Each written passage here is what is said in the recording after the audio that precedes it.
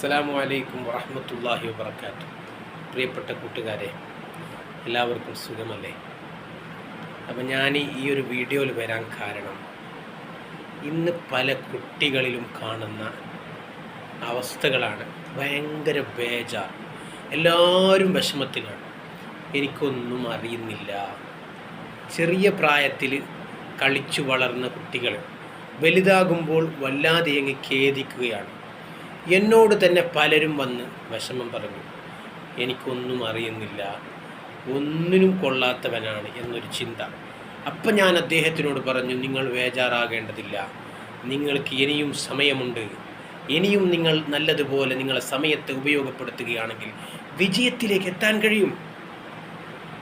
അവിടെയാണ് പ്രസക്തമാകുന്നത്. ഏതൊരാൾക്കും വിജയത്തിലെത്താൻ കഴിയുന്ന മനോഹരമായ കാര്യം ഹബീബായ റസൂലുള്ളാഹി സ്വല്ലല്ലാഹു അലൈഹി വസല്ലം തങ്ങൾ, നമ്മുടെ പ്രിയപ്പെട്ട നേതാവ് മുഹമ്മദ് മുസ്തഫ സ്വല്ലല്ലാഹു അലൈഹി വസല്ലം തങ്ങൾ നമുക്ക് പഠിപ്പിച്ചു തന്നിട്ടുണ്ട്. എന്താണത്? ഒരു മനുഷ്യൻ വിജയത്തിലേക്ക് എത്തുന്ന ഏറ്റവും വലിയ ഒരു പോയിൻ്റാണത്. അഥവാ ഒഴിവ് സമയവും അദ്ദേഹത്തിൻ്റെ സമയത്തെ അദ്ദേഹം ഉപയോഗപ്പെടുത്തണം. ഒന്ന് ഒഴിവ് സമയം.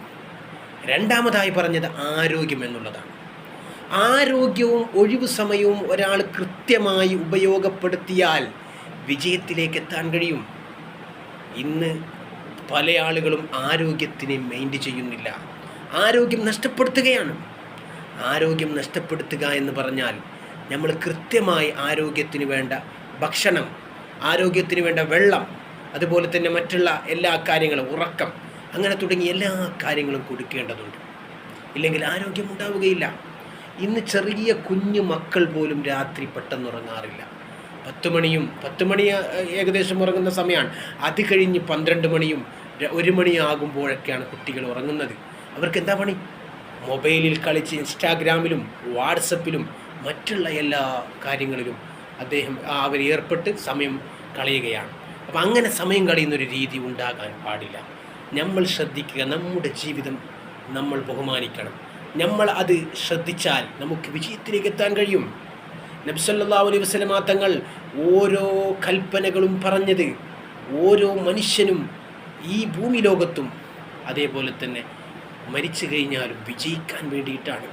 ആ വിജയം നമുക്ക് ലഭിക്കണമെങ്കിൽ ഈ കാര്യം, നമ്മുടെ ആരോഗ്യത്തെയും നമ്മുടെ ഒഴിവ് സമയത്തെയും നമ്മൾ കൃത്യമായി ഉപയോഗപ്പെടുത്തണം. അതിന് അല്ലാഹു നമുക്ക് തൗഫീഖ് നൽകുമാറാകട്ടെ. അസ്സലാമു അലൈക്കും വറഹ്മത്തുള്ളാഹി.